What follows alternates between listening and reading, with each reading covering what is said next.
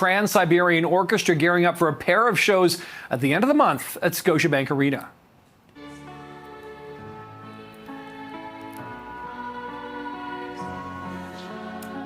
The Lost Christmas Eve tour is making a comeback for 2024, and this year the TSO is supporting two local charities just in time for the holiday. So let's bring in a couple of members, Chris Caffery and Kayla Reeves. Great to speak to both of you this morning here on CP24 Breakfast. I mean, what you do with the Trans-Siberian Orchestra, the way you, I don't know if it's reimagined or just sort of rework these Christmas hits and create these beautiful sounds here. Chris, let's start with you here. What's new or different about this version of this, concert you're putting on?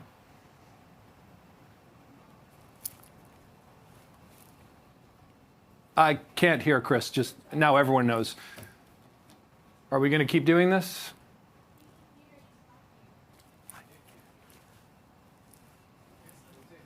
To the Lost Christmas Eve story on this tour for the first time in over a decade, which is something that's really fun for us because the last time we did it, it was a completely different stage setting. So we're doing a new production of the Lost Christmas Eve. It's the 20th anniversary of that record.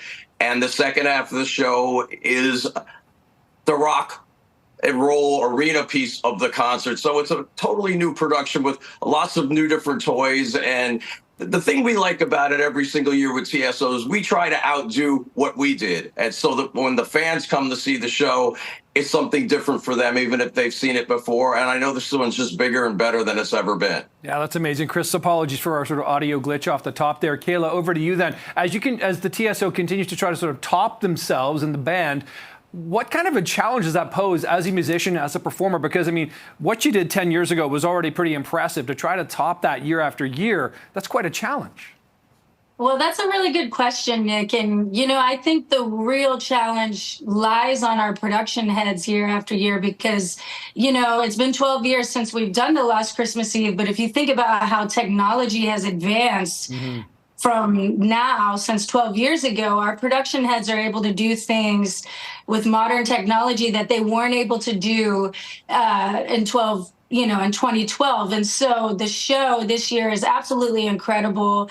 And, year after year, we're just always trying to keep ourselves physically fit and keep our stamina up because, as the schedule is pretty grueling, but we're pretty excited to come back to Toronto and we're excited to bring back our new show. So it's really, really exciting time. I mean, the shows, I think, can kind of, really give you the chills a little bit, the way you perform it, and of course, all the production value to it as well.